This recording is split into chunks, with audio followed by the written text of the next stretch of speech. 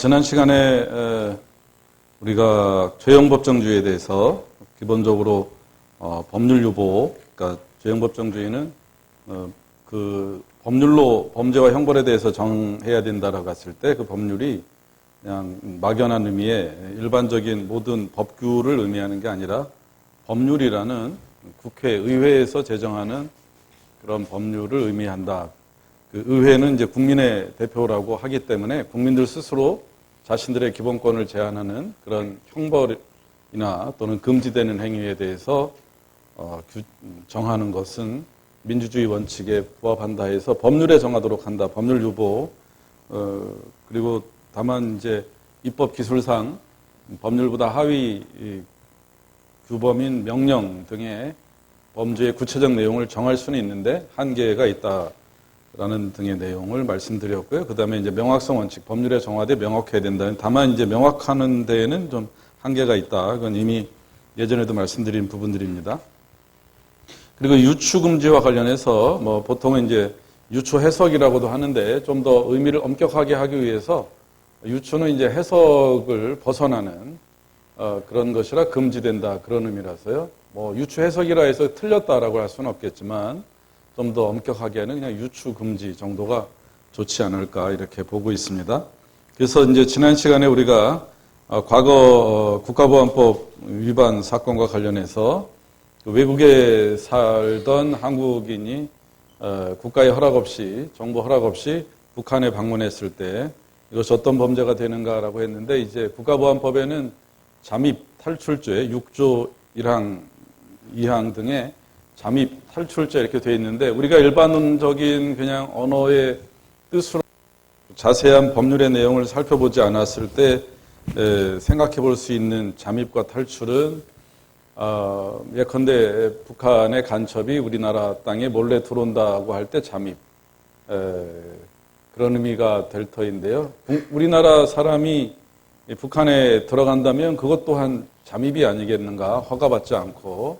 근데 물론 이제 잠입은 이제 그쪽의 입장에서 잠입이니까 뭐 이것도 다 한자말이라 불편하시죠. 그러긴 한데 일단 탈출이라고 하면 우리 국가를 벗어나는 행위를 탈출이라고 하는 것이 이제 좀 너무 오래된 과거의 그 상황에서 만들어진 개념이라서 익숙하지 않을 수 있다라고 얘기했고요. 근데 더군다나 이제 이 사건은 우리나라 땅에서 북한으로 들어간 게 아니라 외국에 살다가 북한으로 들어갔기 때문에 이 경우도 탈출인가 이게 좀 문제가 된다는 거죠. 일단은 이제 탈출이란 그 법률상의 그 이른바 구성요건, 범죄의 내용이죠. 근데 그 용어, 단어를 변경할 필요가 있다. 그런 취지로 말씀을 드렸어요.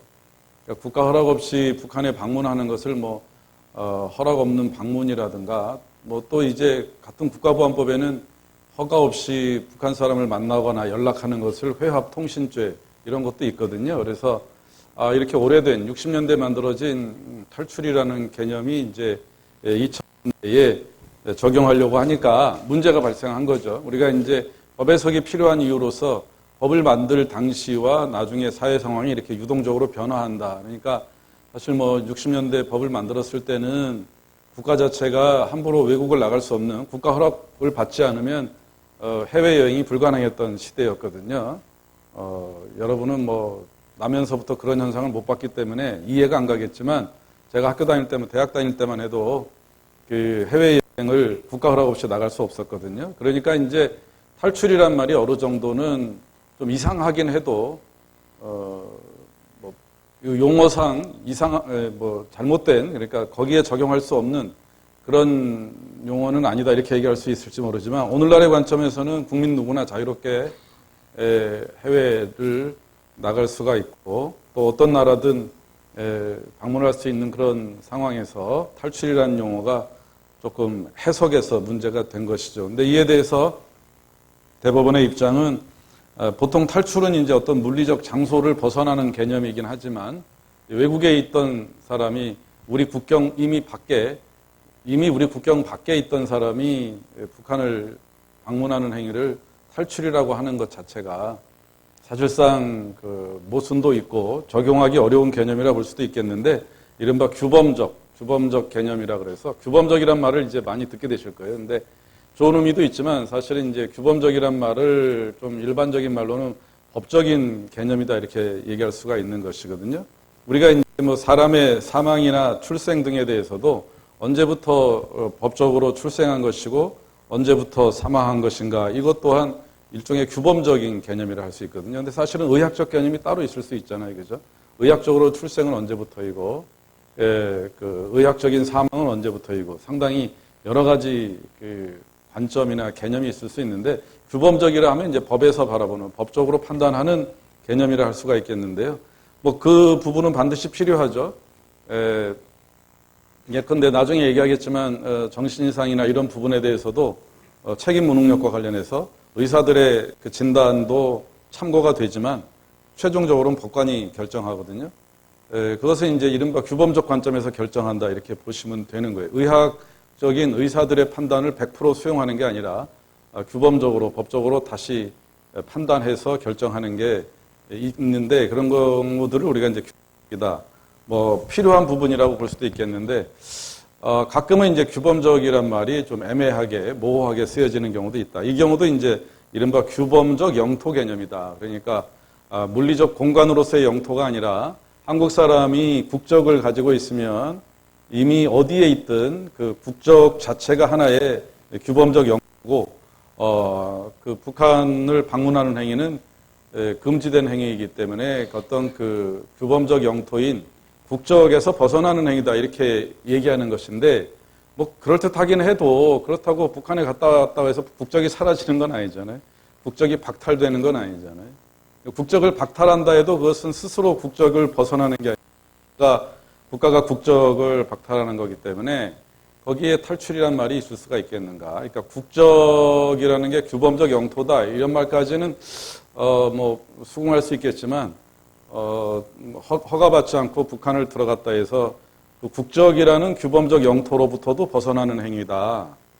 뭐 절반 정도는 이해되는 부분도 있죠. 국적이 있으면 국가의 법을 따라야 된다. 근데 국가의 법을 어겼다는 건 국적을 벗어나는 행위다. 이렇게 설명할 수도 있겠지만 제가 그냥 다수 의견을 억지로 설명하려니까 이렇게 얘기하는 거지. 저 개인적으로 좀 납득하기 어렵거든요.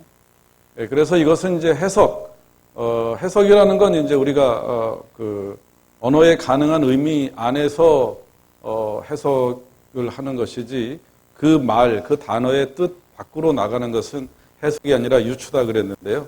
탈출이란 말을 어떤 영토로부터 벗어나는 행위, 규범적 영토 뭐 이런 말을 하더라도 그 탈출이란 말의 의미를 도저히 그렇게 이해하는 것이 어렵다고 한다면 그걸 해석이라 할 수 있을 것인가 이런 이제 문제가 발생하는 것이죠. 근데 이 문제는 이제 뭐 그 당시 사회적 여러 가지 뭐 요즘 우리가 뭐 가장 큰 사회적 이슈가 있듯이 그 당시 국가 사회적 가장 큰 이슈다 보니까 법적인 결정에서도 개인적인 생각입니다만 좀 왜곡된 결정이 이루어지지 않았나 이렇게 볼 수밖에 없는. 그래서 그 밑에 보면 이제 별개 의견이라는 게 있는데 이 별개 의견은 다수 의견과 다른 의견인데요. 그럼 반대 의견은 뭐고 별개 의견은 뭐냐? 이제 그 다수 의견은 이제 탈출의 개념을 국적을 기준으로 한다 그래가지고 우리 국적을 유지한 상태에서 북한에 들어가면 탈출. 그런데 이제 이 사람이 좀 생활이 어려우니까 뭐 독일 국적을 취득했기 때문에 그때부터는 외국인이니까 외국인 신분으로 북한에 들어간 건 탈출이 아니다 그래가지고 대법원 이제 고등법원에서는 외국인이든 내국인이든 이 사람 원래 한국 사람이었으니 탈출죄다 했는데 그거는 잘못됐다. 이른바 파기한다는 게 깬다 이런 얘기죠. 그래서 2심 법원에서 모두 유죄라 한 것을 잘못됐다. 모두 유죄라고 한 것은 잘못됐다 해서 돌려보냈기 때문에 그 결론에는 반대하지 않는다. 결론이 완전히 다르면 반대 의견이 되고요. 그 원심 법원이 잘못 판단했다라고 하는 그 결론에는 반대하지 않는데 다수 의견처럼 반반. 그러니까 국적이 있는 상태에서 방문은 여전히 탈출죄고 국적이 없으면 탈출죄가 아니다. 근데 원심 법원은 다 탈출죄라 했으니 잘못됐다가 아니라 별개 의견은 국적이 있는 상태에서 들어갔다 하더라도 외국에서 출발해서 외국에서 생활하다 북한에 들어간 것까지 탈출이라고 하는 것은 그 말의 의미를 벗어나는 잘못된 유추다라고 해서 탈출에 해당하지 않는다라는 이제 사실상의 반대 의견인 것이에요. 근데 이제 별개 의견이라 제목이 붙은 거는 그 결론에는 반대하지 않지만 그 결론에 이르는 과정의 세부적인 내용에 대해서 다른 의견이다 해서 별개 의견이라는 걸 제시한 겁니다. 여기 이제 대법관이 4명이 별개 의견, 이른바 별개 의견이지만 사실상은 반대 의견을 제시한 거다 이렇게 보시면 되겠습니다. 그 판결문을 옮기다 보니까 괄호에 보면 자세히 보신 분도 있고 그냥 안 보신 분도 있겠지만 중간에 별개 의견 중간에 보면 참절, 괄호 참절, 영토곡권, 가로 영토곡권 이렇게 되어 있는데 판결문을 그대로 옮겨서 그래요. 이게 원래는 한문이 들어 있어야 되는데 판결문이 이렇게 바뀐 것 같아요. 판결문에 약간의 오류인데 그대로 옮긴 거니까 그냥 그렇게 이해하시면 됩니다. 그 다음에 이제 오늘 이 국가보안법 위반 사건은 국가보안법이라는 것이 갖는 특별한 위치라든가, 또 그 당시 이 사건이 가진 국가적 의미라든가 사회적 의미 때문에, 일반적인 해석이 가능하기 어려운 그런 사건이 아니었나 하는 특수성이 있거든요. 그래서 그 말고, 37페이지 보면은, 예를 들어서 2017도 21656 판결을 보시면 성폭력 처벌법에서는 다른 사람의 신체를 불법으로 촬영하는 불법 촬영죄가 있거든요. 근데 이제 여기서 다른 사람의 신체라고 법이 그렇게 정했기 때문에 다른 사람의 신체를 촬영한 촬영물을 또 찍는 것도 불법 촬영인가? 그건 아니다. 이런 뜻입니다. 근데 사실 어떻게 보면 결론에서 동의하기 어려운 부분도 있을 것이에요. 이게 우리가 이제 물리적인 말 그대로의 의미가 해석의 가장 기본적인 방법이라고는 했지만 그 촬영당한 사람의 입장에서는 자기 신체를 직접 불법으로 촬영했든 자기 신체가 찍힌 사진이나 동영상을 또 촬영했든 자기 신체가 노출된다는 점에서 성적 수치심이나 이런 어떤 기본권 침해가 심각하다는 것에선 차이가 없을 것이거든요. 그렇기 때문에 법원은 일단 다른 사람의 신체를 촬영한 건 물론이고 그 신체를 촬영한 촬영물이나 동영상을 또 촬영한 것도 이 불법 촬영죄라고 처벌을 했는데 대법원이 아니다라고 했다는 거죠. 굉장히 이것은 글자 그대로의 뜻에 충실하려고 하는, 엄격하려고 하는 해석인 것이죠.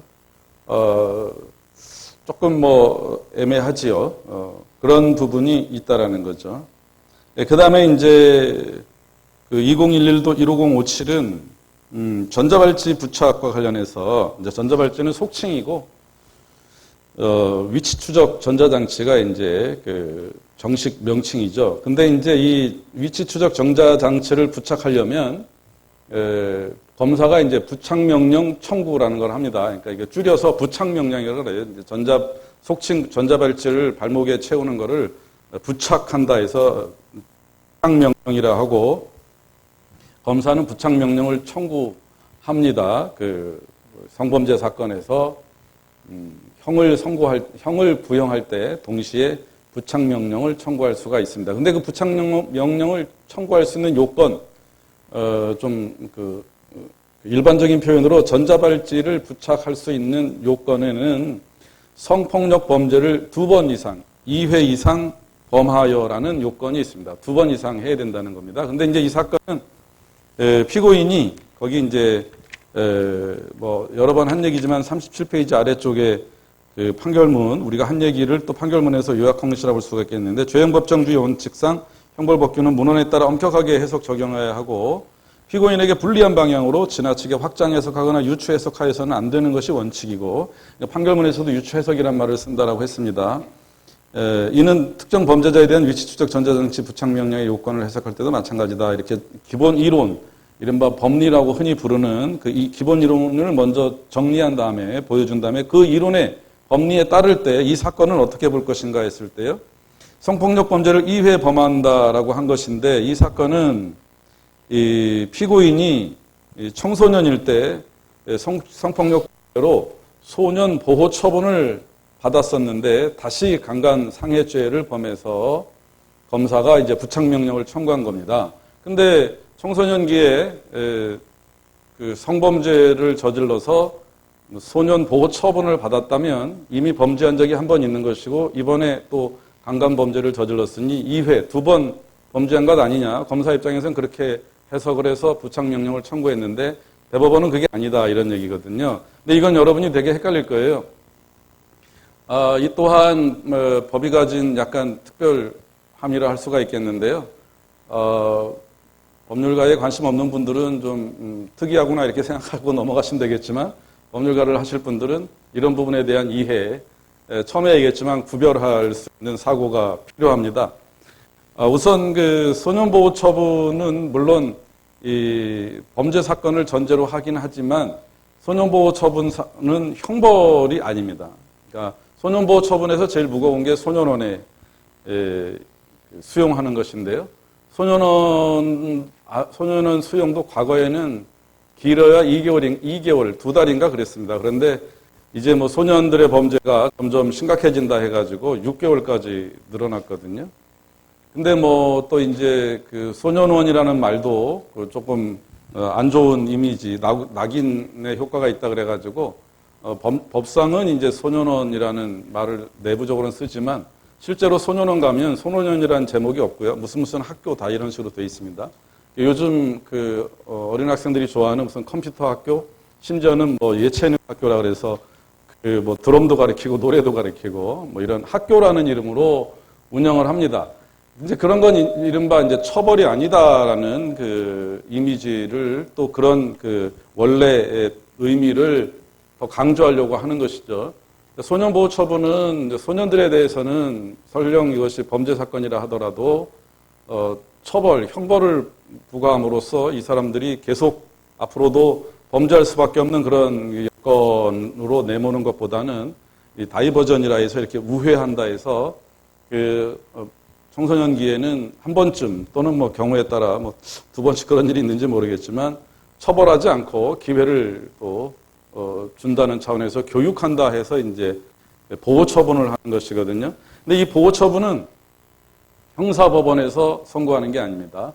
가정법원에서 사건을 다룹니다. 그렇기 때문에 형사법원에서 형벌을 선고한 게 아니기 때문에 역으로 범죄가 아니다 이렇게 해석하게 되는 겁니다.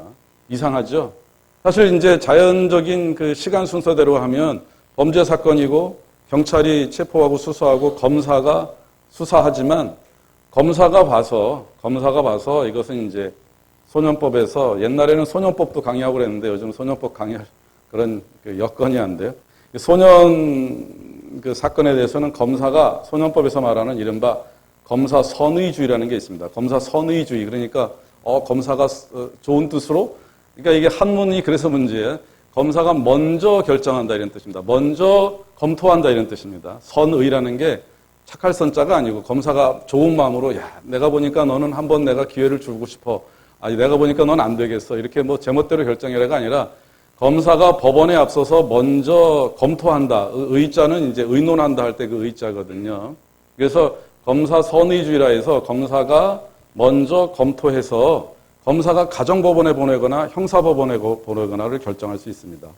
그래서 얘는 비록 범죄했지만 형사법원에 보내서 뭐 처벌받게 하고 감옥에 보내고 이렇게 하면 또 계속 범죄할 가능성이 있고 그렇게 하는 것보다는 한 번쯤 기회를 준다 해서 이제 소년원 처분이 가장 무거운 처분인 소년 보호 사건으로 가정법원으로 보내는 이렇게 어느 쪽으로 보낼 건가를 검사가 정해서 소년원 가정법원으로 보냈다는 것은 형사 사건이 아니라는 것이고 그렇다면 사실 그 원인 내지 출발은 범죄인 것이 맞지만 법적인 절차에서 그 형사법정이 아닌 또 형벌이 부과되지 않았다면 결과적으로는 범죄가 아닌 것이다. 이런 해석인 것이거든요. 물론 이 해석은 이 조문을 해석할 때의 그런 해석입니다. 다른 의미로 사회적 의미로 당연히 소년 범죄를 할지라도 범죄는 범죄일 뿐이고 다만 그 범죄에 대한 대응으로 가정법원에서 문제 해결을 하느냐 형사법원으로 보내서 처벌하느냐 이것은 그 다음 문제다라고 얘기하더라도 아무 문제가 없습니다. 다만 이 조문을 해석할 때에 여기서 말하는 범죄라고 하려면 형사법원에서 형벌을 부과했을 때의 그 한정에서 범죄다 이런 얘기입니다. 그러니까 뭐 우리가 범죄라는 말에도 여러 가지 의미가 있다 그랬는데 이 법조문에서 말하는 그 성범죄를 2번 이상 했다 했을 때 성폭력 범죄라는 그 범죄는 무엇을 말하는가? 형사사건으로 형사법원에서 형사처벌, 형벌 등을 받았을 때 범죄라는 것으로 최종 해석할 수 있다라는 의미입니다. 그래서 이게 보통 요즘 이제 소년범죄하면 흥분하는 사람들이 볼 때는 황당한 일이죠. 야, 이건 뭐 말이 되느냐 그럴 수 있는데 그런 흥분이나 그런 지적이 잘못됐다는 게 아니라 그러나 이제 앞에 그래서 법원은 그런 말을 한 겁니다. 법률 문헌을 해석할 때, 법률의 말과 글을 해석할 때 여기서는 어쨌거나 성폭력 범죄를 2회 이상, 이놈의 2회 이상도 내가 계속 2번 이상이라 하려니까 말하기 힘들어 죽겠네. 왜 2회 이상 그래갖고 2번 이상 그러면 됐을 텐데. 그렇지 않아요? 2회 이상이 여러분이 이해 못한다는 게 아니라 말하기가 불편하거든. 우리말이 아니니까. 아이, 갑자기 짜증나네. 하여튼 2번 이상이라고 했을 때 그 성폭력 범죄라는 말을 해석할 때는 그 단어의 의미를 명확하게 보아야 되는데 여기서는 일종의 뭐 체계적 관점에서 형사법원에서 형사처벌을 받은 것에 한정해서 성폭력 범죄라고 본다. 그래서 비록 이 피고인이 청소년기의 소년범죄로서 같은 범죄를 했더라도 전자발찌 그 요건인 성폭력 범죄 2회 이상 거기에는 해당하지 않는다. 그렇게 본 거죠.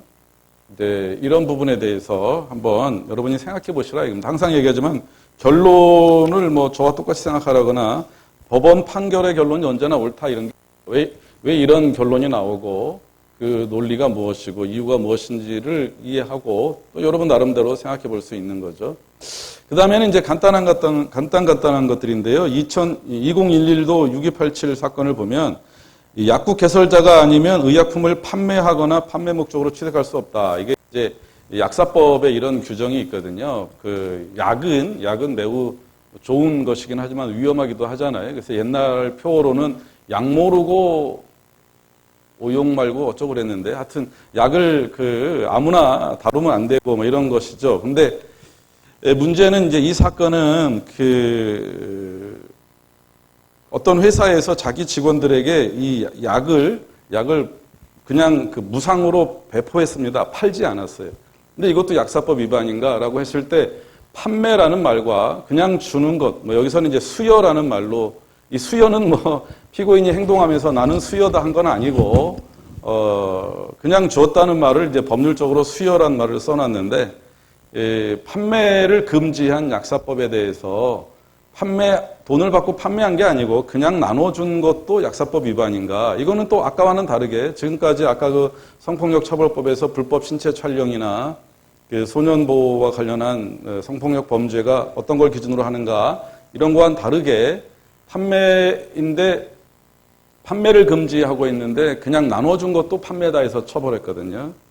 이것은 이제 원래 우리가 이제 뭐 말과 글의 뜻 그 자체 물리적 해석이라 해서 거기에 엄격한 해석 또는 뭐 이제 그 법의 목적 약사법에서 왜 그 약사가 아닌 사람에게 약을 판매하는 걸 금지하는가? 아까 얘기한 것처럼 약을 잘 모르고 함부로 사용하면 더 위험하기 때문에 약사 돈 벌라고 약사 아니면 장사 못한다 이런 뜻이 아니고 의약품을 엄격하게 관리한다는 차원이니까 그냥 나눠주는 것도 위험하긴 마찬가지다 이런 차원에서 판매라는 말을 적용해서 처벌한 거거든요. 근데 아까 말한 것처럼 일반적인 사람들의 말의 의미 속에 판매는 그냥 주는 것하고는 분명히 다르잖아요. 그렇죠? 그렇다면 그 사건에 대해서는 처벌하지 말고 그 사건 하나 안 처벌한다고 뭐 의약품 관련한 질서가 한꺼번에 무너지거나 사회가 혼란할 정도가 아니면 이게 판매로만 했더니 의외로 또 이런 문제가 발생하는구나. 이게 이제 법을 아무리 잘 만들어놔도 예상치 못한 일이 벌어지는 거거든요. 그러면 이게 이번에는 처벌하지 말고 앞으로는 판매 또는 뭐 무상양도 다 처벌한다. 허가 없이 의약품을 유통하는 행위 전체. 이렇게 고쳤으면 좋을 텐데 안 고치고 그냥 주는 것도 판매다라고 처벌한다면 지금도 법을 안 고치고 있단 말이죠. 그러니까 이런 것들이 좀 우리가 법 현상에서 좀 아쉬운 부분이다 이렇게 얘기할 수가 있고요. 그 다음에 이제 98도 98 판결을 보면 형의 집행을 유예할 때 이른바 집행유예라는 말 많이 들어보셨죠? 집행유예라는 건 이제 형 집행을 유예한다. 유예한다 그러면 우리가 보통 연기한다 이렇게 생각해 볼 수가 있는데 연기하게 되면 연기된 시점에서 그걸 다시 해야 되잖아요. 그렇죠? 뭐 형 집행을 2년 연기한다 그러면 2년 후에 집행하는 거잖아요. 근데 유예는 연기했다가 그 시점이 돼도 집행하지 않기 때문에 유예라는 말을 씁니다. 집행유예 2년, 그럼 2년 안에 다시 범죄하거나 하지 않으면 집행하지 않고 집행한 것으로 간주한다. 이게 사실 좀 그냥 쉬운 말로 속된 말로 봐주는 거지, 집행유예라는 게. 근데 이제 집행유예 제도가 95년도까지는 집행유예를 선고하면서 어떤 조건을 붙이지 않았거든요. 그런데 이제 자꾸 봤을 때, 이게 구속도 당하지 않고 재판받았는데 집행유예 나오면 그냥 전혀 어떻게 보면 불이익이 없는 거잖아요. 유죄인데도. 그래서 이건 좀 집행유예가 너무 뭐랄까 관대하다 해서 95년 연말에 법을 고쳐가지고 이건 뒤에 소급표 금지에서 바로 나올 얘기인데요. 집행유예 할 때 보호관찰, 사회봉사, 수강을 명할 수 있다. 수강명령이라는 게 있어서. 근데 여기서 문제는 뭐냐면요. 보호관찰을 받을 것을 명하거나 사회봉사 또는 수강을 명할 수 있다. 이렇게 하면 선택적이잖아요. 5월이잖아요. 그렇죠? 그런데 대법원은 이 세 가지를 한꺼번에 해도 된다. 엔드로 해석을 했어요. 근데 이에 대해서도 뭐 하거나 또는 뭐라 해야 된다 이렇게 돼 있는데 왜 다 할 수 있다라고 해석하는가 해서 일반적인 말의 뜻에 어긋나는 거 아닌가 이런 좀 의견이 있는데 저도 처음에는 좀 너무 분명히 문장상으로는 또는 글자 그대로 5월인데 왜 엔드가 되는가라고 했을 때 몇 번 강의했더니 우리 학생들 중에는 이게 논리적으로 엔드도 가능하다고 그러더라고요. 그건 여러분이 알아서 잘 생각해 보세요. 저도 여러 번 듣다 보니 귀가 얇아져갖고 그런가 해가지고 그렇게 나쁜 규정은, 그래 나쁜 해석은 아닌가 이런 생각이 들더라고요. 보호관찰을 명하거나 사회봉사 또는 수강명령 이렇게 되어 있는데 뭐 하거나 또는 이렇게 되어 있으니까 그 중에 한 가지만 부과하는 것처럼 문장은 그렇게 보이는데 대법원에서는 그게 아니라 이게 세 가지 다 해도 되고 두 가지 해도 되고 엔드와 같이 해석해도 문제없다라는 건데 저는 처음에 많이 흥분했는데 이게 말이 되는가 그랬는데 학생들 중에는 논리적으로 그게 전혀 불가능한 건 아니다 이런 얘기가 있어서 그건 여러분이 이게 말의 문제니까 말의 어떤 문법이나 어법 또는 논리의 문제니까 한번 그냥 검토해 보세요. 이런 등등의 문제가 있다라는 게 중요하지. 늘 얘기하지만 이 사례들의 결론이나 이 사례들의 정답이 중요한 게 아니고 정답도 없는 일들이고 이 뭐가 문제고 어떻게 접근하는가에 대해서 관심 가지시면 될 것 같아요. 그 다음에 오늘은 이제 소급표 금지 원칙인데요. 소급표 금지는 뭐 상식으로 다 아시죠. 그렇죠. 소급표 금지를 모르시는 분은 별로 없죠. 뭐 형법뿐만 아니라 보통 법에는 이제 소급표라는 게 뭐 어떤 행정적인 조치가 취해져도 그 처분이 내려진 이후라든가 법이 만들어진 이후에만 그 법이나 규칙 등이 적용되는 거죠. 그 이전에 대해서는 적용하지 않는 거거든요. 여러분들도 뭐 입학했을 때 기준으로 뭐 취득학점이라든가 여러 가지 제도가 적용되지 않습니까? 근데 그건 형벌은 근데 이제 소급하면 좀 심각한 문제가 발생하는 거죠. 조형법정주의라 해서 법률에 정하기만 하면 그 법률을 정하기 전에 있었던 행위까지 처벌할 수 있는가? 그건 아니라는 거죠. 우리가 이제 조형법정주의가 보장의 과제 측면의 가장 대표적인 원칙이라 했지 않습니까? 시민들이 자기 삶의 안정을 보장받아야 되는데 내가 한 행위가 언제 갑자기 범죄가 돼서 내가 처벌될지 모른다고 하면 일상적인 행위하는 데 상당한 어려움이 있겠죠. 그렇기 때문에 당연히 법률로 범죄와 형벌을 정하되 법률로 정한 시점 이후에만 그 법을 적용하는 것이고 그 이전의 행위에 대해서는 적용할 수가 없는 거죠. 우리가 이제 형법 1조 1항이 죄의 성립과 법률은 행위시 법률에 의한다 이렇게 선언한 게 이제 조형법정주의 중에서도 소급표 금지 원칙을 선언한 것이죠. 뭐 이 소급표 금지 원칙은 조형법정주의의 가장 기본적인 내용. 그래서 거기에 뭐 미국 헌법, 프랑스 인권선언, 소급이라는 말은 이제 거슬러 올라간다. 직역하면 그런 말이거든요. 거슬러 올라가서 과거에 있었던 행위에 적용한다라고 하는 게 소급입니다. 이 소급표 금지는 입법자에 대해서는 소급해서 입법하는 걸 금지하고 법관에 대해서는 형법의 소급 적용을 금지한다라고 하고요. 아까 말씀드린 것처럼 이제 행위자의 형법 규정, 규칙에 대한 예측 가능성, 신뢰를 보호하기 위한 것이다라는 거죠. 다만 조형법정주의와 그 보장의 과제의 실질적 의미 이런 걸 감안해서 행위자에게 유리한 소급표는 오히려 인정한다 이겁니다. 그래서 1조 1항에서는 행위시 법률에 의해서만 처벌한다 그랬는데 2항과 3항에서는 행위 후에 행위 후에 법이 바뀌어서 더 이상 범죄가 아니거나 형이 가벼워지면 행위 당시에는 범죄였어도 그 바뀐 법률에 따라 처벌하지 않는다 이겁니다. 오히려 처벌하지 않는 건 소급한다 이겁니다. 이건 다시 우리가 뒤에 좀 이따 간단히 살펴보겠지만, 그러니까 우리가 이제 처음에 형법 그러면 당연히 처벌하는 법 할 수가 있겠지만, 형법 1조 1항에서 행위 당시에 처벌 법규가 있었어야만 처벌한다. 이거야 뭐 상식이니까 그렇지만, 행위 당시에 처벌 법규가 있었어도 행위 후에 그 법이 폐지되면 처벌하지 않는다. 또 형이 가벼워지면 오히려 가볍게 처벌한다. 이건 너무 범죄자를 봐주는 거 아니냐 이런 생각을 할 수가 있는데, 자세한 것은 우리가 이제 또 살펴볼 겁니다. 그 1조 1항, 2항, 3항 해석은 뒤에 나오니까 그때 좀 자세히 살펴보겠지만, 기본적으로 행위자에게 불리한 소급 입법이나 소급 적용은 금지되지만 행위자에게 유리한 것은 또 허용된다 이런 얘기거든요. 이제 그 점에서 여러분이 뭐 이게 전부는 아니지만 형법이 반드시 어떤 시민을 처벌하기 위한 목적으로만 존재하는 것은 아니다. 오히려 형법은 제가 자유주의 얘기도 했지만 국가의 형벌권, 국가 권력으로부터 시민의 자유를 보호하려는, 보장하려는 측면에서 법률로 존재한다는 의미를 한 번 더 생각해 볼 수가 있습니다. 거기 이제 39페이지에 20번 박스에 나온 부분은 조금 형법과는 다른 이야기인데요.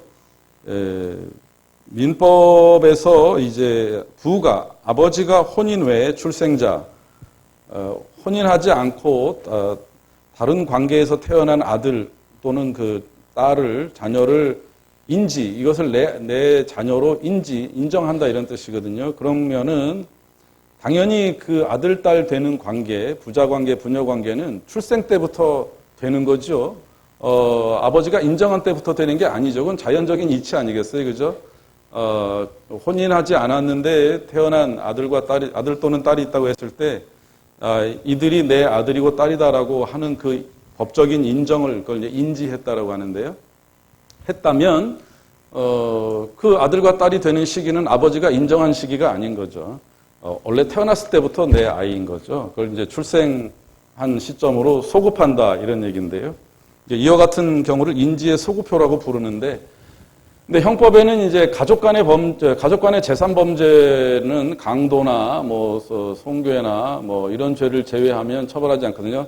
그러니까 가족 간의 절도죄 정도는 처벌하지 않거든요. 이것이 이제 과거의 그 기본적인 가족 형태에서 나온 규범이라 볼 수가 있는데, 가족 간이니까 이제 뭐 용서한다 이런 뜻도 있겠지만, 어떻게 보면 이제 가족이 하나의 재산 관계라고 보았기 때문에 그런 점도 좀 있죠. 요즘은 이제 얘기가 다르지만, 그래서 가족 간의 절도 범죄는 처벌하지 않는데, 문제는 이제 이건 매우 특수한 사례죠. 아들이 아버지의 돈을 훔쳤는데, 알고 보니 원래 혼인 외에 자기 아들이었더라. 근데 훔쳤을 당시에는 훔쳤을 때는 그걸 몰랐거든요. 그랬는데 알고 보니 이제 아들이다 그래서 나중에 아들로 인정했을 때, 그때에도, 그러니까 행위 당시에는 물론 이제 그 친족상속법에 따라서 그 아버지가 아들로 인정하면 거슬러 올라가서 태어날 때부터 아들이 되는 거긴 하지만, 그러한 법적인 인지 절차를 거치기 전에 절도 범죄가 있었단 말이죠. 그렇기 때문에 절도 범죄 당시에는 원래 아들이긴 해도 법적으로 아들이 아니었단 말입니다. 그래서 행위 당시에는 그 친족 관계가 없었는데, 행위 후에 인지해서 부자 관계가 생겼다.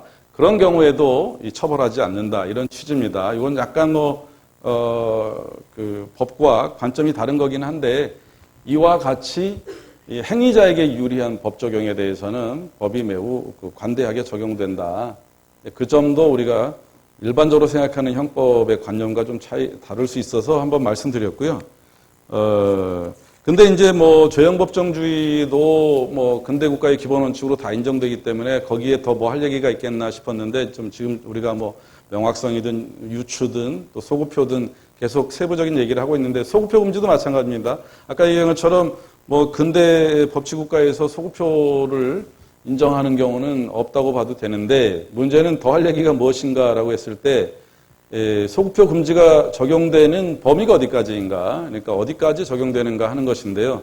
좀 미리 구체적으로 보면 40페이지에는 보완처분이라는 게 있고요. 42페이지에는 소송법, 그리고 이제 45페이지에는 판례라는 게 있거든요. 그러니까 법률을 소급적으로 입법을 해서 과거 행위를 처벌하는 것도 안 되고, 만들어진 법을 소급 적용하는 것도 안 되고 하는 것은 뭐 다 이해하는데요. 문제는 이제 그 죄형법정주의는 범죄와 형벌에 관한 것이라 그랬는데, 우리가 보완처분을 간단히만 말씀드렸는데, 형벌이 아닌 보완처분도 소급표가 금지되는가, 이게 문제가 되는 것인데요. 결론적으로 법원, 뭐 대법원이나 헌법재판소는 보완처분은 형벌이 아니기 때문에 소급표가 인정된다라고 하는데, 학계에서는 보완처분도 형벌과 본질상 같기 때문에 소급표를 금지해야 된다, 이런 이제 두 가지 입장이 있어서 여전히 뭐 어떻게 보면 명확하게 해결되지 않은 거라서 이제 설명을 드린 겁니다. 우리가 지난번에 이제 보완처분에 대해서 간단히 말씀드렸습니다. 아까 뭐 전자발찌 얘기도 나왔지만, 그리고 보호관찰이라는 것도 보완처분의 하나거든요. 그러니까 이거는 어떤 이미 저질러진 범죄에 대해서 응징 차원에서 부과되는 게 아니라 또 범죄할지 모르기 때문에 앞으로의 범죄를 예방하기 위한 조치다. 그러니까 앞으로 범죄할지 모른다 해서 지금 부과하는 거니까, 지금 부과하는 것은 과거에 범죄가 있었든 없었든 상관없는 문제니까 소급표라는 게 인정될 수밖에, 소급표 금지가 적용되지 않는다, 이런 취지거든요. 그런데 문제는 이제 저번에 잠깐 말씀드렸는데 기억하실지 모르지만, 형벌은 형법에 9가지 형벌이 있다고 명시해 놨는데 어떤 게 보완처분인지가 명확하게 정해진 게 없습니다. 그래서 전자발찌는 보완처분이라고 흔히 그러는데, 전자발찌도 일종의 신체의 자유를, 신체 이동의 자유를 제한한다는 점에서 형벌이라고 해석하려면 해석할 수도 있는 거거든요. 그렇기 때문에 이런 경우에 보완처분이기 때문에 소급표가 인정된다, 이렇게 단순히 얘기할 수 있을 것인가, 이런 이제 문제가 있다는 것이죠. 그런 이제 그 애매한 부분 때문에 대법원이나 헌법재판소의 판례 중에서는 보완처분에 대해서 아주 부분적으로 뭐 매우 드물지만 이 소급표를 인정하지 않는 그런 경우도 있습니다. 예를 들어서 40페이지 23번 문단 보시면, 헌법재판소는 보완처분이라 해도 형벌적 성격이 강해서 신체 자유를 박탈하거나 박탈에 준하는 정도의 신체 자유를 제한하는 경우에는 소급표 금지를 적용하는 게 법치주의와 죄형법정주의에 부합한다. 그러니까 좀 좋은 말로 절충적인 입장, 좀 애매한 입장인 것이죠.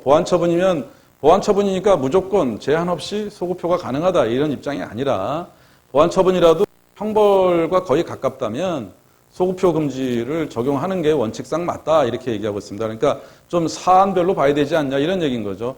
이런 부분은 헌법재판소가 저와 같은 얘기를 하지는 않지만, 형벌은 죄형법정주의라 해서 형법에 9가지로 명시하고 있는데, 그 이후에 생겨난 여러 가지 유사한 형사 제재에 대해서는 이것이 보완처분이다라고 법에서 정의한 바 없고, 그냥 형벌 외에 나머지 새로운 모든 제재는 다 보완처분이라 하고 있거든요. 대표적으로 이제 여러분이 아까도 여러 번 얘기한 전자발찌가 있고, 성충동 약물 치료라 해서 흔히 뭐 해서는 안 될 말로 화학적 거세, 이런 말을 쓰는데 전혀 다른 개념이기 때문에 그런 말을 쓰면 안 되죠. 거세라는 말을 문명국가에서 쓰면 안 되지. 그 성충동 약물 치료가 법으로 만들어질 때 어떤 국회의원은 또 흥분해가지고 화학적뿐만 아니라 물리적 거세도 도입해야 된다, 막 이러면서 독일은 성범죄자를 물리적으로 거세한다는 말도 안 되는, 국회의원이면 아무 말 그냥 뇌피셜로 떠들어도 되는지 모르겠지만 그런 말을 한 적이 있어요. 근데 그건 전혀 잘못된 말이에요. 독일이라는 나라에서 어떻게 물리적 거세라는 그런 야만적 형벌을, 또 설령 그게 그렇다면 보완처분도 아니죠. 그러면 그야말로 신체형이지, 그거는 말도 안 되는 거지. 그거는 요즘 어떤 문명국가에서 매를 때리는 국가도 싱가포르 하나인데 무슨 물리적 거세를 한다고, 정말 참 한심한 일이었는데, 독일이 거세법이라는 게 있긴 있습니다. 근데 그걸 보고서 와, 이거는 독일은 성범죄자 거세하나 보다, 이러나 본데 그건 아니고 70년대에 나온 법인데, 의외로 우리나라가 뭐 성전환이나 그 동성애 등에서 뭐 정서적으로 그렇게 막 오히려 외국보다도 배척하고 이러는 게 좀 덜하지 않나 하는 생각이 좀 있어요. 여러분이 잘 아시는 그 컴퓨터, 애플 컴퓨터 마크의 그 기원이 됐다는 영국에서 2차 대전 때 처음 컴퓨터를 만들었다는 튜링 맞아요? 튜런 아니고 튜링 맞죠? 앨런 튜링 맞죠? 엘링 튜런 아니고 하여튼 그 사람도 황당하게도 영국을 구한 그 영웅인데 동성애자라 해서 수사를 받게 되었고 수사 받지 않는 조건으로 약물 치료를 받아들여서 근데 약물 치료로 인한 부작용으로 우울증 때문에 자살했다 또는 그러한 어떤 수사받는 처지에 대한 어떤 모욕적인 그런 것 때문에 자살했다 이런 설이 있거든요. 사과에 독을 주사해서 깨물었다는 건 이제 글자 그대로 썰이고 근데 자살이라는 건 이제 사실인데 자살의 원인은 이제 동성애로 수사받기 때문에 그래. 근데 이게 60년대 영국의 60년대거든요. 사실 근데 우리나라는 동성애에 대한 사회적 차별이나 편견은 있었을지 몰라도 형사 사건으로 범죄시까지는 안 했거든요. 근데 이제 요즘에는 또 성적 자기 정체성 때문에 성전환 이런 것도 있는데 그 독일만 해도 70년대 초중반반에 해도 그런 것에 대한 부정적 인식이 있었는지 거기서 말하는 거세법이라는 건 번역도 이상하지만 어떤 사람이 성전환 차원에서 의사를 찾아왔을 때 함부로 하면 안 된다라는 차원의 법입니다. 그거는 성범죄나 형법과 아무 상관이 없고 그냥 과거에 예컨대 낙태를 어떤 사람이 원한다 해서 의사가 함부로 하면 처벌하듯이 그 성전환 수술을 요청했을 때 함부로 하면 안 된다. 지금은 좀 달라졌겠죠. 근데 과거에는 이제 그런 측면에서 만들어진 법이거든요. 근데 이걸 보고 어떤 국회의원이 흥분해갖고 본회의장에서 우리도 거세합시다 막 소리를 지르고 그랬는데 야만적인 일이죠. 공부 좀 해야 되는데 국회의원이 공부를 안 하니까. 아무튼 이와 같은 성충동 약물 치료도 지금 흔히 말하는 그런 나쁜 개념과는 안 맞는 말이긴 해도 신체에 영향을 주어서 신체적 변화를 의도한다면 일종의 형벌일 수도 있는 거고 단순히 그것이 범죄 예방을 위한 보안 처분이라고만 볼 수 있을 것인가 이런 여러 가지 의문이 있는 거죠. 또 이제 이른바 신상공개라는 것도 있지 않습니까? 근데 신상공개도 일종의 명예형적 성격이 좀 있거든요. 아무튼 일단은 현재 그 형벌 외에 이렇게 여러 가지 과거에는 이제 보안 처분이 조금 달랐는데 나중에 이제 시간 되면 간단히 정리해 드리겠지만 책 맨 뒤에 있거든요. 근데 요즘에는 이제 새로운 그 처분들이 특히 성범죄 때문에 많이 입법이 되었는데 그러면 형벌이라고 제목이 안 붙었으니 다 형벌이 아니고 그러면 다 보안 처분이니까 소급 적용할 수 있는가 이런 이제 문제가 있는 거죠. 그래서 그 학계에서는 보안 처분도 원칙상 오히려 소급표 금지 원칙이 적용돼야 된다 이렇게 보고 있습니다. 그래서 40페이지 25번 문단에서 약간의 개인적 결론을 얘기하고 있는데 일단 보안 처분이 이 소급표 금지 원칙의 예외가 되려면 어떤 것이 보안 처분인지 법으로 그것도 정해야 되고요. 또 보안 처분은 소급표 금지 원칙이 적용되지 않고 재판시 법률에 따라 적용할 수 있다라는 것 자체도 다시 법으로 만들어야 된다 이겁니다. 그러니까 대법원이나 헌법재판소에서 보안 처분에는 소급표 금지 원칙이 적용되지 않는다라고 하는 그 결론의 배경은 독일 법 이론에 따른 것인데 독일은 법으로 보안 처분은 소급표 금지 원칙이 적용되지 않는다라고 정해놨거든요. 그게 죄형법정주의 원칙에 맞는 거지. 그냥 법원의 판결에 따라서 보안 처분은 소급표 금지 원칙이 적용되지 않는다. 근데 뭐가 보안 처분이냐에 대해서는 정해진 법도 없다. 그러면 좀 문제가 있는 거죠. 그래서 좀 개선이 필요한 상황입니다. 거기에 41페이지 각주 2번에 독일형법 1조 6항. 독일형법 1조도 우리 형법 1조랑 똑같습니다. 행위시 법률에 따라 처벌할 수 있고 행위자에게 유리한 소급표는 인정되고 이런 내용이 들어있는데 맨 뒤에 보면 6항에서 법률이 다르게 정하지 않는 한 보안 처분은 재판시 법률에 따라 결정한다라고 이 자체를 형법의 원칙으로 정해놨기 때문에 독일의 대법원과 헌법재판소 등은 보안 처분에 대해서는 소급표를 인정하지 않는 거란 말이에요. 인정할 수 있다는 거죠. 근데 우리는 이제 이러한 명확한 법률 규정 없이 뭐가 보안 처분이고 보안 처분은 소급표를 인정해도 된다는 등의 법률 규정 없이 소급표를 적용하고 있기 때문에, 인정하고 있기 때문에 이제 그런 것들이 문제다라는 겁니다. 거기 이제 그 문제가 된 사건은 그 41페이지의 사례 5번입니다. 아까 말씀드린 내용인데요. 집행유예를 선고할 때 과거에는 이른바 준수사항이 없었어요. 근데 이게 아까 말씀드린 것처럼 너무 이게 피고인이 한번 구속도 안 당하고 불구속 상태에서 재판받고 집행유예를 선고받으면 사실상 불이익이 없는 거 아니냐. 유죄이면서도. 그래서 준수사항이라는 거를 95년 12월 29일에 이제 형법에 도입을 한 겁니다. 시행은 97년부터. 근데 하필 이 피고인은 행위 시점은 95년 6월부터 95년 11월까지. 그러니까 95년 12월에 법이 개정되기 전에 행위했고 재판은 97년 2월, 그러니까 97년 1월부터 시행됐는데 딱 한 달. 그러니까 한두 달 전까지 그 없었던 법 규정이 한두 달 자기가 행위한 다음에 만들어졌고 하필 재판만 좀 일찍 받았어도 이 그 개정된 법률의 시행 전이라서 이 개정 법률의 적용을 안 받았을 텐데 한 달 차이로 이제 개정 법률의 적용까지 받게 된 거죠. 그러니까 얼마나 억울하겠어요. 왜 하필 나부터. 그래서 당연히 이거는 이제 조형법정주의에 어긋난다, 소급표 금지 원칙에 어긋난다고 항변해서 법원에 이의를 제기한 거고, 그래서 대법원 판결까지 이루어졌던 건데, 이 사건에서 이제 아까 말씀드린 대법원이 보호관찰 등은 보호관찰, 사회봉사, 수강명령은 보완처분이다. 그러니까 소급 적용해도 된다. 행위 당시 95년 11월, 5월 이때에는 이 법이 없었지만 97년 2월 현재 재판하는 당시 시점으로 이 법이 있으니 이 법에 따라 이 피고인에게 보호관찰이나 사회봉사, 수강명령을 선고해도 된다. 이렇게 이제 해석한 거죠. 이게 아까 말씀드린 그 보완 처분에도 소급표 금지 원칙이 적용되는가에 관한 가장 그 먼저 이루어진 판례, 그 논의의 대상이 되는 판례를 할 수 있습니다. 근데 이제 아까 말씀드린 것처럼 아주 드물게 대법원에서도 보완 처분의 형벌적 성격을 감안해서 소급표를 인정하지 않은, 근데 이거는 사실은 엄밀하게 보면 형사사건이 아니고요. 42페이지의 그 참조 판례라 해서 2008 어사, 그러니까 도래야 대법원 형사사건이라고 그랬죠. 2008 어사는 이제 가정법원 사건인데요.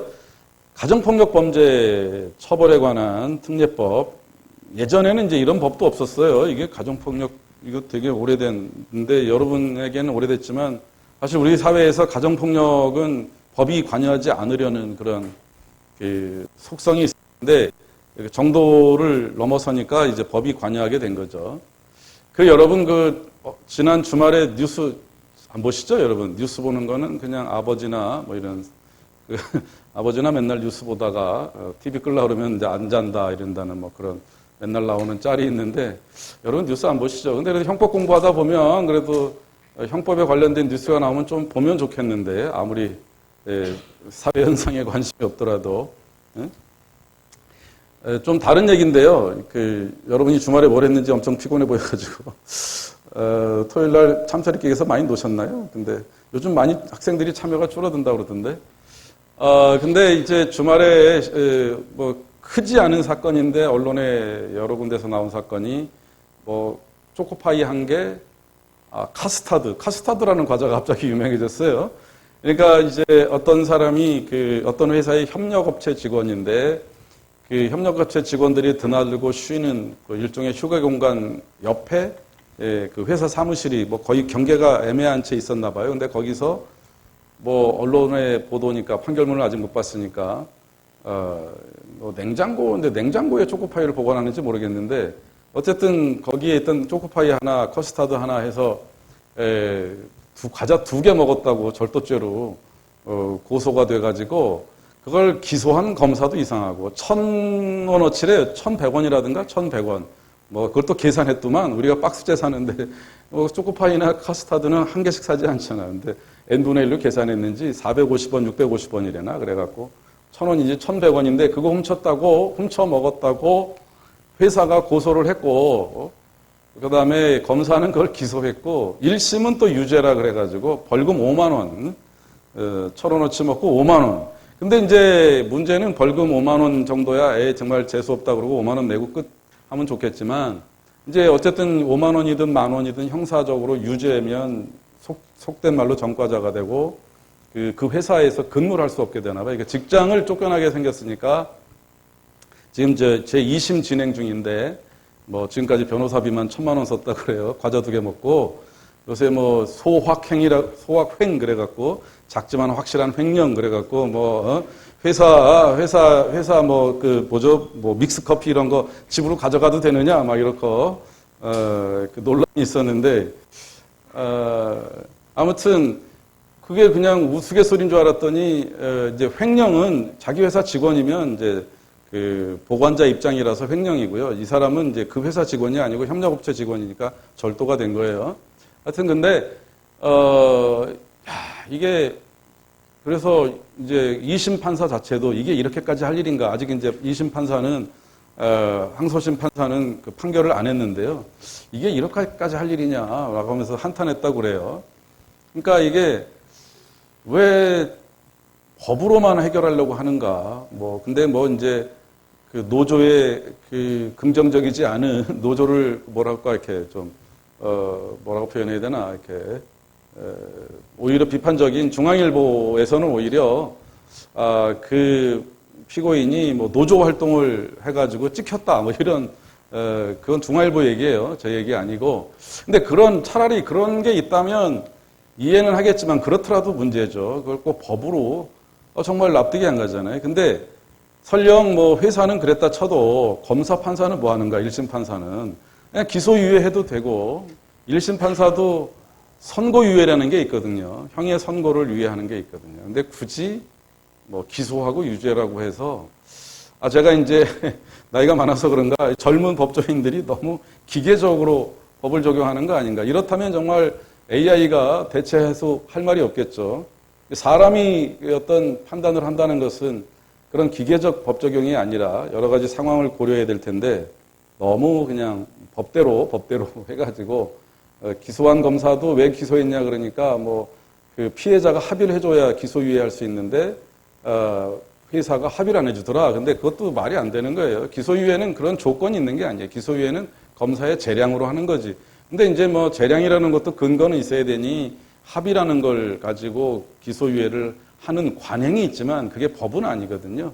그 뭐 과자 2개 훔친 거를 합의 안 했다고 기소유예 못 한다고 하는 것은 그건 좀 납득이 안 가거든요.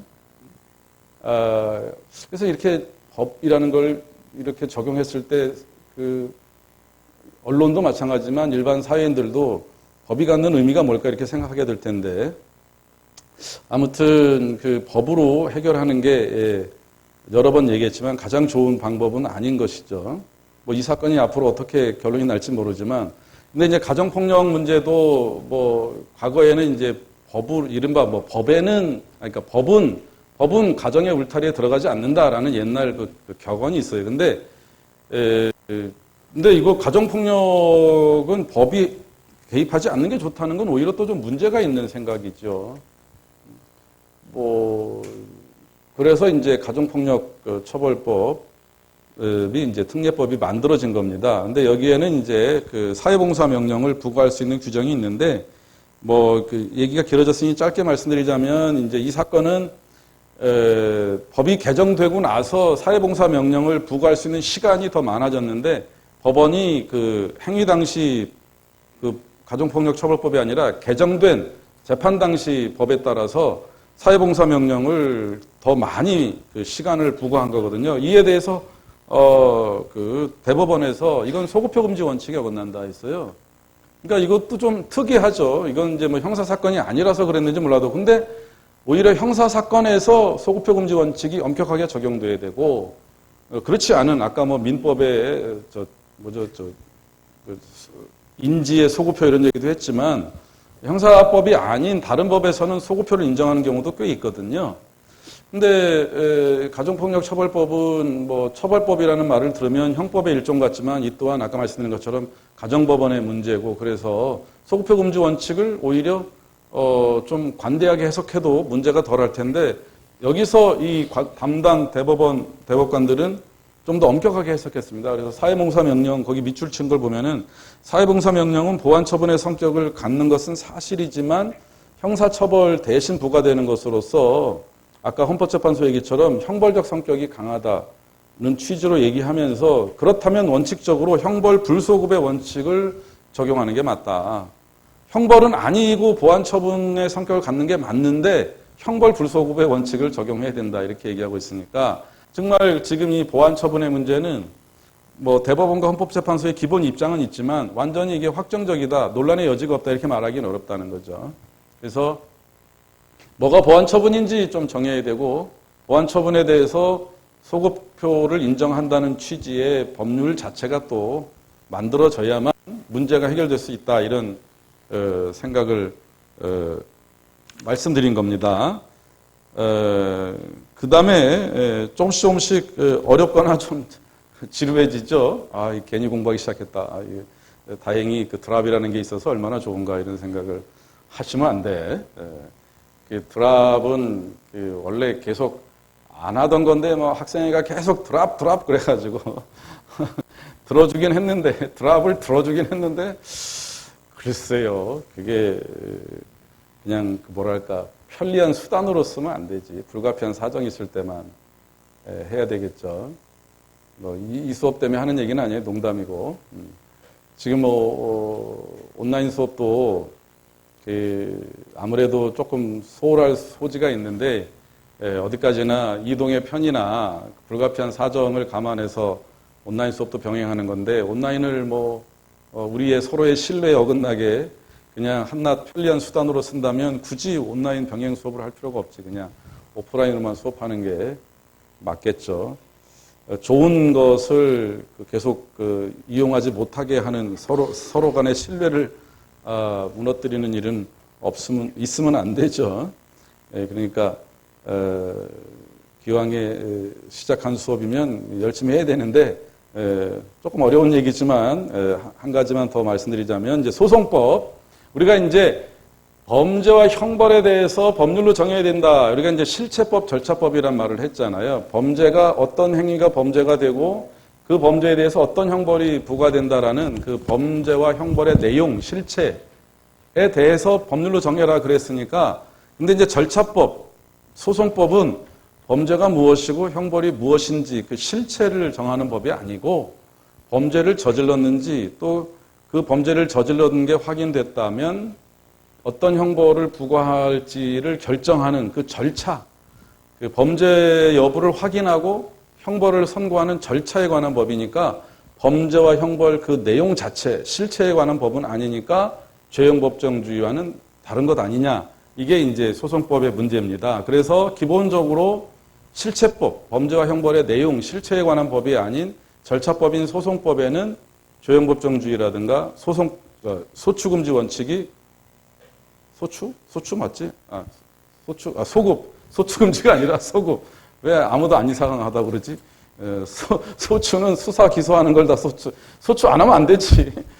소급표 금지 원칙이 적용되지 않는다는 게 기본적인 이론입니다. 그런데 문제는 이제 이것도 마찬가지.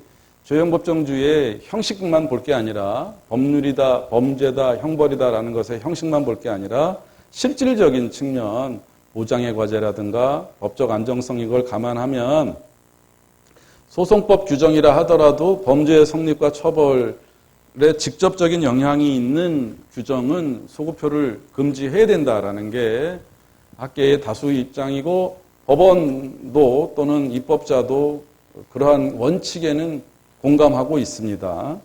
그런 대표적인 문제가 공소시효입니다. 공소시효. 저번에 말씀드린 것처럼 잘못된 유튜브 잘못된 TV 프로그램 보고 공소시효 없어진다고 막 부르짖는 사람들이 있던데 공소시효 없어졌단 말이죠. 근데 살인 사건, 아주 좀 그룹하게 말해서 살인 사건, 정확하게는 지난번에 말씀드렸지만 사람을 죽인 죄로 사형에 해당하는 죄 이렇게 구체적으로 해놨어요. 근데 그런 살인 사건에서는 공소시효가 폐지됐거든요. 그런데 그 공소시효를 폐지하면서도 여러분이 이게 법전이 있으면 좋은데 여러분이 법전을 볼 그런 전공학생은 아니라서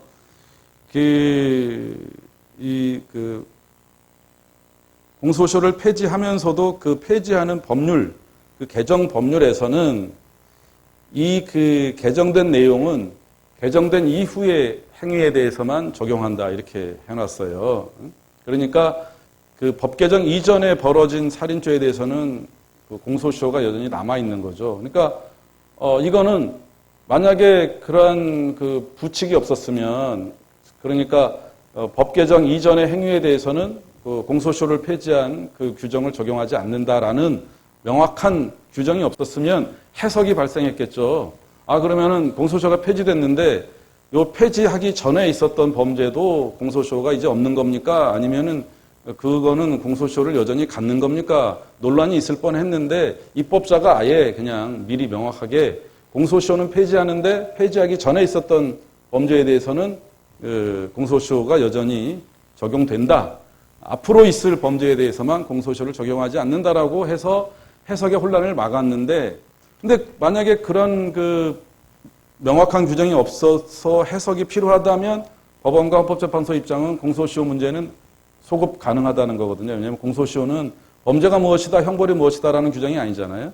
공소를 제기할 수 있는 그 시간적인 효력, 이게 공소시효인데 이건 어떻게나 절차에 관한 문제거든요. 그러니까 기본 이론에 따라서 소급효를 인정해도 문제가 될 건 없거든요. 근데 아까 얘기한 것처럼 그건 이제 형식적인 문제라면 실질적인 것을 감안할 때 공소시효가 있고 없고는 결국 처벌되고 안 되고의 문제가 결정되는 매우 중요한 문제니까 이 부분에 대해서 명확하게 해두자. 그래서 공소시효를 폐지하지만 폐지하기 전의 범죄에 대해서는 적용하지 않는다 이렇게 했다는 겁니다. 그러니까 기본적으로 절차법에는 소급효 금지 원칙이 적용되지 않지만 실질적으로 처벌 여부를 좌우한다면 소급효 금지 원칙을 적용하는 게 바람직하다 이런 얘기입니다. 바람직하다. 반드시 그래야 된다든가 안 그러면 위법이다 이 정도는 아니고요. 그래서 이제 28번 문단에도 헌법재판소도 그 원칙적으로 그 공소시효 규정에 대해서는 소급효 금지 원칙의 대상이 아니라고 하는데 실질적인 부분을 감안해야 돼서 대법원도 공소시효에 관한 소송법 규정은 소급효를 인정하지 않는 게 바람직하다라는 얘기입니다. 소급효를 인정하면 위법하다 이 정도는 아니지만 가능하면 인정하지 않는 게 좋다 이런 취지입니다. 그 다음에 이제 그 43페이지 맨 아래쪽에 좀 어려운 말이 하나 있는데요. 근데 그렇게 어려운 건 아니기 때문에 그냥 건너뛰긴 그렇고, 왜냐면 기출문제도 있거든. 기출문제 얘기하니까 또 정신이 번쩍 드시죠. 드디어 본론이 나왔나 그러는데, 그래서 하는 얘기는 아니고, 그 기출문제는 중간고사 한 주 전쯤에 올려드릴 건데, 범위가 많지 않아서. 근데 여러분이 그렇게 매우 똑똑한 분들이기 때문에 이걸 이해 못할 건 없을 것 같은데, 그러니까 이거는 뭐냐면 찬찬히 생각하면 다 이해되는데 처음에는 이제 귀찮다, 이게 자꾸 생각하기 귀찮다 이러면 안 된단 말이죠. 이제 그 공소시효와 관련해서 이게 어디까지나 형식적으로 보면 절차법적 규정이니까 소급효를 인정해도 된다고 할 수 있겠지만 실질적으로 따져보면 죄형법정주의의 그 원칙을 감안할 때 인정하지 않는 게 더 바람직하다 이런 측면의 이야기인데, 여기에는 또 이제 그것을 어느 정도 반영하는 법원, 헌법재판소 등의 판례가 있는데, 진정소급효라는 게 있고 부진정 소급효라는 게 있거든요. 진정소급효는 뭐냐면 공소시효가 이미 다 끝났어. 그런데 옛날에 살인죄의 공소시효는 15년이잖아요. 근데 살인죄 범행 시점부터 15년이 이미 지났어요. 그런데 그 이미 다 지났는데 다시 법을 만들어서 이제 이 새로운 법에 따라서 공소시효 다 지난 범죄도 다시 처벌할 수 있다. 한마디로 되살리는 거예요. 이건 진정소급효로 하는데요. 부진정소급효는 15년인데 이제 14년 6개월 지났어. 근데 요때 바꿔가지고 이 공소시효를 없앤다 그러면 되살리는 건 아니죠. 여전히 처벌할 가능성은 있었고 6개월 안에 공소를 제기했어야 되는데 이걸 연장하는, 이걸 이제 부진정 소급효, 원래 의미의 소급효까지는 아니다. 이 정도는 할 수 있다. 이렇게 두 가지로 구별해서 아무리 절차적 규정이라도 이미 공소시효가 지나서 이제는 처벌할 수 없게 된 범죄를 다시 처벌하도록 하는 이른바 진정소급표는 어떤 경우도 인정할 수 없다라는 게 이제 대법원이든 헌법재판소든 기본 입장이고요. 다만 부진정소급표, 그러니까 아직 공소시효가 지나지 않았고 이전의 공소시효보다 더 길게 연장하거나 폐지해서 공소시효를 사실상 무한정으로 늘리는 그런 형태의 부진정소급표를 인정하는 그러한 입법은 가능하다라는 게 그 대법원과 헌법재판소의 입장인데, 이 또한 공소시효라는 절차적 문제이긴 하지만 형식적인 측면만 고려해서 제한 없이 소급표를 인정하는 게 아니라 조현법정주의 소급표 금지 원칙의 실질적 의미를 감안해서 가능하면, 할 수 있으면 소급표를 인정하지 않는 게 바람직하다는 그런 태도를 할 수가 있습니다. 그래서 예를 들면 이제 2015도 1362 판결은 아까 이제 그 살인죄에 대한 공소시효를 없애면서 혼란을 방지하기 위해서 공소시효 폐지 이후에 범죄에 대해서만 공소시효를 없앤다라는 걸 명확히 했다고 그랬잖아요. 근데 이 사건에서는 공소시효를 부분적으로 폐지했는데 그러면 폐지 전에 행위는 어떻게 하는지에 대해서 언급이 없는 거예요. 이거는 이제 살인죄가 아니고 이게 글씨가 작아서 돋보기를 갖고든가 해야지. 이 사건은 이제 성폭력 범죄 처벌법에서 살인죄는 이제 공소시효를 폐지했고요.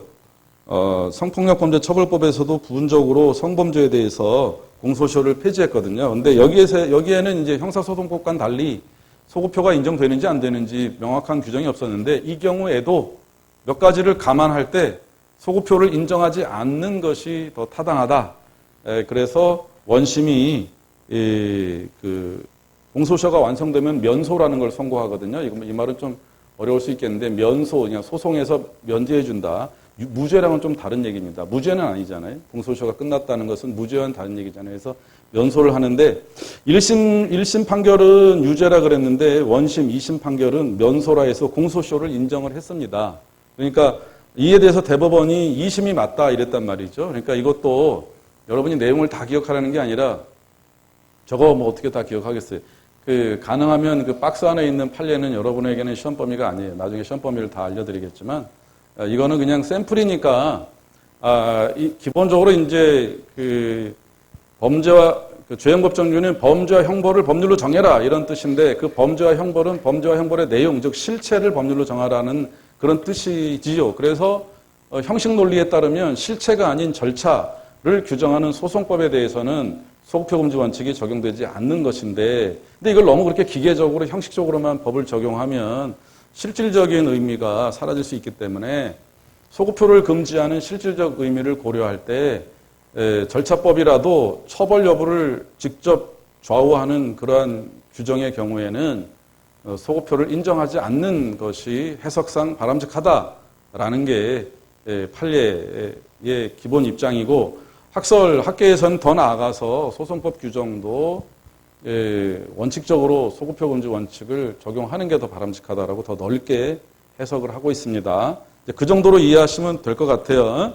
여러분이 상태가 매우 안 좋으므로 오늘은 여기서 더 이상 했다가는 몇 사람 쓰러져서 응급차가 올 것 같고 이래가지고 괜히 제가 또 업무상 과실 치상으로 그래서 여기까지 오늘 하겠습니다. 수고 많으셨습니다.